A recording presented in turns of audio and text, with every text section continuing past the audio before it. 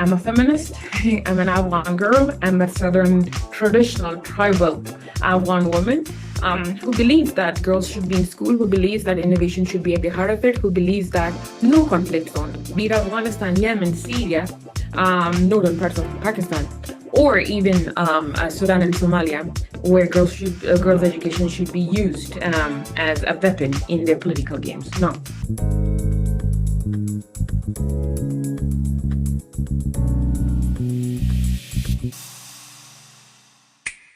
That's a good question. I think I would say I'm a very funny and responsible person. Funny because I have no shame in making jokes at very inappropriate times, I would say. At some point, my family is very frustrated with that. And they would probably be, yeah, that's what you are. And responsible in a way because I feel like there are a lot of things in my life that I cannot change. There are a lot of things that in my life were given to me or put on me. But I think the one thing I've realized is I carry them with all my responsibility and I'm good at it. So if nobody knows me, I am an extremely funny and responsible person. So like you can call me in the middle of the night and you'll be like, oh, pick us up. I will pick you up and then make fun of you. So that's pretty much me. A good question. I think the one thing I hate it when people, especially in the Western media, the world is like, oh, it's we have to save Afghan women from Afghan men, and which is not necessarily true because Afghan men and to their highest level are supporting Afghan women. I've seen husbands support their activist wives and be in that corner and cheer on them. I have seen fathers drop their daughters to our schools and pick them up and take care of the security, aspect of it. I have seen brothers who charge their cell phones and provide internet to their sisters so that they can attend the AI club that we have. But I do want to claim that there is a good chunk of men that is very big believer of education. And that believes that girls should be in school, women should be teaching and learning and be part of the society as an active part as a first-class citizen, With me growing up, I'm going to be very honest, I didn't necessarily see denial to education. I did see lack of resources because we were in a refugee camp. So there was a lot of lack of resources, I grew up in a mud house. It's very funny. I used to be so ashamed of telling people I grew up in a mud house when I was young. But now I think that is a big, big part of how the person that I turned out to be is because of that. But even in that big house and compound, the one thing that was pretty much normal, there were conservative parts of my family that didn't want education. And my father was an extremely traditional person. I am a very traditional person personally. But the one thing that was accepted by everyone was girls are supposed to be in school. They should be learning and we should be opening our doors. We should be doing our part in educating them. So even if my most hostile uncle, he would still be okay with strangers' daughters coming to our home and getting educated. So I think that played a very different influence on me on how I see community and responsibility and why I tend to defend the traditional part of Afghanistan more because I think so I come from the South and people are always like, oh, Southerners or Kandaris don't necessarily want their girls to be educated. It's not part of their culture or something. It's so funny for me because my father wore turban. He was a very traditional person. He was pretty much at the heart of every jirga or faisala that he did. Mm-hmm. And he believed in education and he furthered the women's rights within his community. There were a time that he stopped dowries, which is walwar. He wouldn't allow that, or girls who would be married off for money. No, he didn't allow that for majority part of the community. Girls who would bring, that is seen as bringing dishonor, which was like, oh, she ran away with this boy. So now they have we need to revenge that. And my father was like, no, we don't. They should pay you for your whatever happened to you and your mental suffering, but you're not supposed to be killing your son-in-law or your daughter. So I think things like those gave me a different perspective that, wait, we can be traditional, but still stand up for women's rights or girls' rights or human rights altogether, You can still have those same roots and still have a very different opinion about different things. So for me, I think that exposure played a very important role. That exposure made me the person that I am today. So yeah, back in the day, if you would have asked me this question, I would have given you a very inspirational answer. For me, I think at this point in my life, um, if I don't do this, then what am I doing? You said at the starting of this interview, you were like, it would have been very easy to not do that. When I was young, I would be like, no, I wouldn't want to do that. But no, that's true. I'm not an elected official. I have to fight every day for this to happen, mentally and emotionally, with myself and the people that are hostile to it, and the whole regime. So it's not easy, no. And I can very well walk away from all of this and be okay and content with it. And I don't think anyone would blame me after all the emotional breakdowns that I have had. But if I don't do this, then what am I supposed to do? Like, sure, can I make more money? Yes. Will I be more safe and secure? Will I have more mental peace? Yes. But will there be a part of me that is always going to question that if I couldn't have walked away, what would it have been? So I think for me, that's also the reality of it. And then also, the one thing that was very clear growing up was my father telling me very, very precisely was, you need to be responsible for your people and community, because very few of us got out, very few of us got to good schools, very few of us made it. A lot of them are dead. A lot of them are actually dead. They're not like stuck back home. No, no. A lot of them are dead. My tribe gave more than 2,300 men to this war. They were murdered openly. So their widows, their children are still there. So I think it's a communal responsibility that's there. It's not me trying to think, oh, if not me, then who? No, there are a lot of people who are doing an amazing job. And I'm sure that somebody will figure it out. But by the time it reaches my people, my community, or the girls that I work with, it might be too late. It might be not something that can be waited on. So for me, the answer is very simple. If I don't do this, then what we do? That will help me preserve my identity, my community, the aspect of Afghanistan that is now forgotten or is erased. So I think that's what I'm trying to achieve with this. Growing up, it was very clear that at some point we're all going to go to Afghanistan.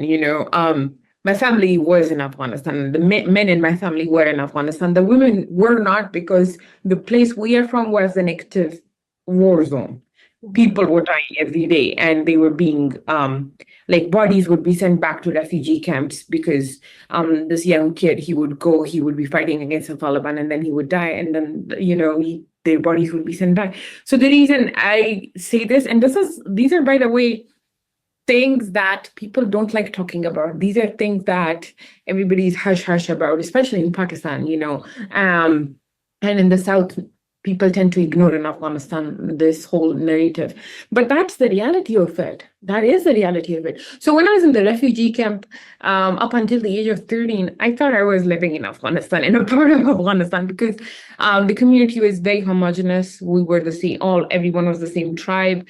It was a whole village. We were seeing a very different light. So for me, it was like, okay, this is pretty much normal. I think the time when I started realizing, like, oh, I'm not part of this, was when I was in Quetta, and I remember being sent to a school where nobody would wear a scarf. Like, the girls wouldn't wear a scarf, and I would, and my father would come in very traditional clothes. And I remember some of my teachers were like, I don't want to say fascinated. I would say they were very weirded out that some traditional man, who speaks very differently, by the way, with his turban, is coming into a school where everybody is a doctor, engineer, and something like that. And this is extremely, in their eyes, sophisticated. And he has this daughter who's struggling in school. So I think that's where I realized, and I think that there were instances where people would make fun of that, or my scarf, the way I wore my scarf, or the way I came from a traditional household, and how there were times where my cousins would be like, come out of school, get in the car and go home. Like, there was no social time. Oh, go on with your friends. No, there was none of those things. So that pretty much defined the time where I realized I was like, okay, I am not from here. We're not from here. Because growing up, I learned Afghan history for 13 years. I studied Afghan history, Afghan geography, Afghan school subjects in the village. And I did go to a private school even within that city, and I had access to all the learnings and everything that was being taught in Pakistan too. But pretty much my second curriculum or the hidden curriculum was the Afghan curriculum. I grew up with that conditioning or with that understanding of like, okay, these are your roots and you're supposed to believe in those, that's your reality. So I think that was that. But when I went back to Afghanistan, I didn't feel like I was in my own place either, because in Kabul, people thought that a 17-year-old was a spy from Pakistan, and somehow I was seen as a spy. So it was so funny that people would question me like that. And that's where I realized, and I don't think I realized that and I struggled a lot with my identity. I'm going to be very honest. When I ended up in the US, I met Amna Nawaz, and she is a Pakistani American journalist. She was telling me this one thing. She was like, you take all the good parts from your culture and your identity, put it together, and that is your culture and identity. And once you realize that, you're a very smart person or you're a very brave person, because you also accepting that identity is very hard, where you don't fit the certain criteria. And when I accepted that, I think it was different. It's peaceful now. It's much more different. I am very sure of who I am, what my roots are, where I grew up, who my people are, and what I stand for. Yeah. What I stand for. So I think it really helped, and it sort of is always good when it comes from a woman that you respect, who's a leader in their own field. So yeah, I think there have been instances where I struggled with my identity, but it's been 3 years where I am very sure of who I am. I'm a feminist. I'm an Afghan girl. I'm a Southern traditional tribal Afghan woman. Who believes that girls should be in school, who believes that innovation should be at the heart of it, who believes that no conflict zone, be it Afghanistan, Yemen, Syria, northern parts of Pakistan, or even Sudan and Somalia, where girls' education should be used as a weapon in their political games. No, that cannot be an instance. So a Muslim woman has the right to education, and that's something I tend to defend. The one realization I have had recently was the most easy part is you are a human being, and there are a lot of people who have abilities and they have limited access to a lot of physical access, I would say. So if you ask a normal human being who walks to everything on their both feet and ask them that you need to walk to everything on one feet, ask them to stand on one feet, ask them to do every chore that they have done up until now on both feet, to do it on one feet, how would they feel? I'm sure it won't be impossible, because there are a lot of people who don't have, there's polio is a big instance where people don't have, but they have crutches. They have a lot of other things, a lot of other aid to support that. So my question is, it might not be impossible, but it also might not be manageable. It might be very limited. So, for example, if you both are running, somebody would be running very fast and you would be very much limited. So the same applies to communities and countries. If there's countries that have both men and women getting educated and working, they're getting across the marathon. And then there are countries who might have, let's say, polio, and are still managing it because they have crutches, they have aids, they're on a wheelchair, they're doing some sort of thing. And those are the countries with oil, with gas, with a lot of gas, a lot of money. That doesn't necessarily apply to them either.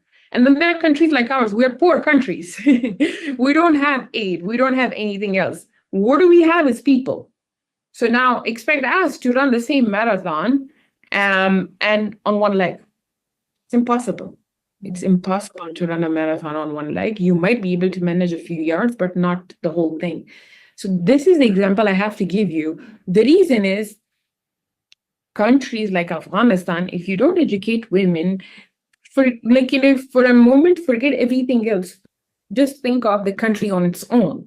The number of Afghan refugees that just go for a simple checkup to Iran and Pakistan is sad.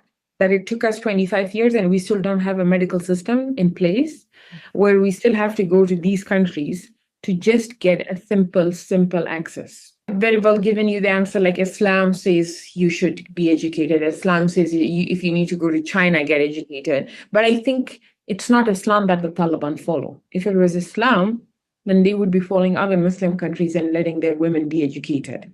If it was Islam, then they wouldn't be abusing and using Islam to further their own personal political gains, you know. If it was Islam, then they wouldn't be using Islam to weaponize girls' education. If it was Islam, they wouldn't be fighting someone that God openly says, that the Prophet openly said, that when you go to a place, when you're fighting their men, you're not supposed to hurt plants, old people, and their women. So, I don't think that's Islam for them. So I can very well go into those arguments. I can also go into the traditional argument of Afghanistan's history. And Afghanistan is an ancient country. It's like a 5,000-year-old country. And in the past 3,000-year-old ancient history, starting from Alexander's wife, Roxana, up until Gawhar Shad or Malika Suraya, or even Khatira Isaaqzai, those all women were educated. Those all women were not just normal women. No. These were leaders. These were queens. They built minarets that are still standing.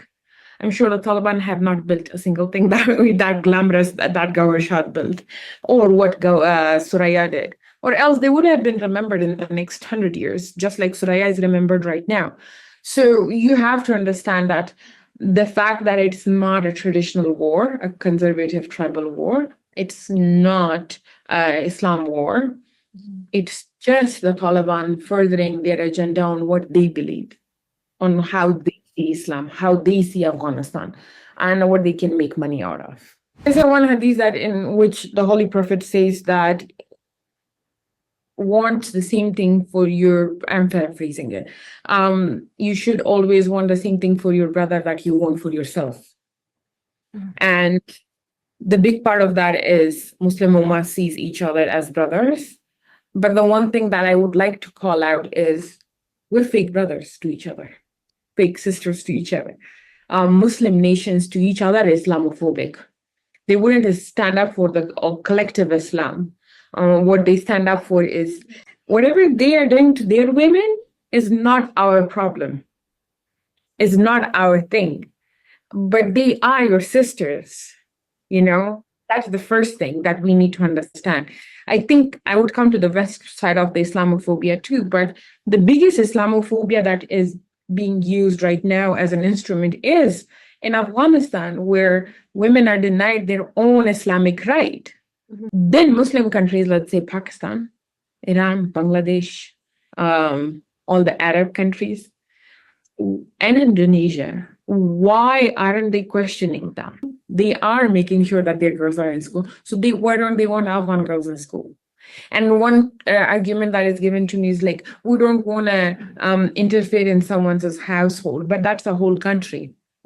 It's using your religion that you're born into to further their own political agenda. And how will you look at God at the day of judgment? You know, how will you talk to God? How will you justify your actions? Because of your political agendas? That's shameful. That's disgusting. So I think going to the crux of it, this is what I was taught when I was very young. Like, if you're unfair to a person, and then if you don't pray, God might forgive the not praying part, but God will never forgive you for being unfair to someone else. So you have to pay for that. So I think the only thing that makes me at peace is okay, whatever is happening to us, if people don't stand up for us, at least God is going to stand up for us, and God is going to punish all of them. So, yeah. And then apart from that, the Islamophobic part, it's very clear to me is the Muslim identity has also been taken away from Muslim women. It's also very much held by Muslim men and the way they see Islam, and by other world leaders. So France doesn't allow women to, wear a scarf, or at least there is a huge hostility towards it. And then in Afghanistan, it's forced on Muslim women. I have an imam at Wellesley College who doesn't wear a scarf. And I go to her khutbah. She prays, she teaches us, of course, she covers her head then. But why am I making this point? Muslim women and their identities being used by Western countries and Muslim countries to further their Islamophobic agendas, but Muslim women are not being able to choose their own Muslim rights or human rights or Islamic rights. So that's how I would like to frame it. There are a lot of other instances that I personally am like, worried about times when I'm like, okay, I'm going to be racially profiled if they see me wearing a scarf, or I will be racially profiled while if I travel to this country or something like that. So those are very much given to that. And kudos to Muslim women who still choose that identity over everything. They still wear a scarf in a Western country, whereas a Muslim man, he would just be going about his day because nobody knows if he's a Muslim or a Hindu or Christian, whatever his religion is, because he's just a man going around. But Muslim women are so brave. They wear a scarf in a Western country where they can be racially profiled, where they will be questioned. And they do it. And the same Muslim women in Muslim countries, they will still choose to go to school and practice their Islamic right and know that if they are caught, they will be arrested and tortured. So I think Muslim women are a different breed altogether. I wish Muslim countries would realize that and stand up by them. It's a very emotional part in my life. I think the reason I make this argument again about burqa is I have worn burqa all my life. I have been in Perda all my life. So and I come from a family that still my sister and mother still do parda. So sorry, I'm speaking in Pashto for some reason, followed up by that. And one thing I have realized is that at some point we were introduced to those, and at some point we were given a choice. My choice was to present myself like this in public. My sister chooses to wear a burqa in public because she's a very different person. My mother, she still wears a burqa. So very different parts of identity in the same household. And there are times where I'm in my own community, I wear burqa because that's how I feel comfortable, that comfort level. Now, the problem is the West thinks burqa is oppression, but right now in Afghanistan, they're forced to wear it. They're forced to wear a certain color, a certain length, a certain way.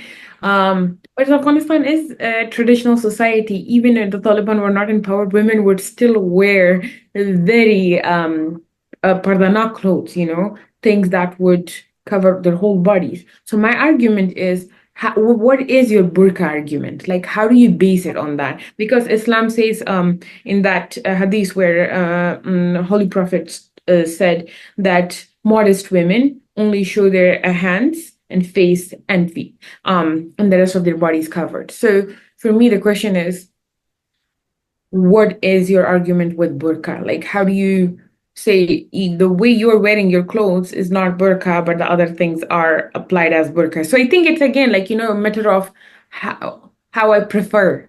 Western parts of the world, I have seen one thing, which is so they see it as oppression.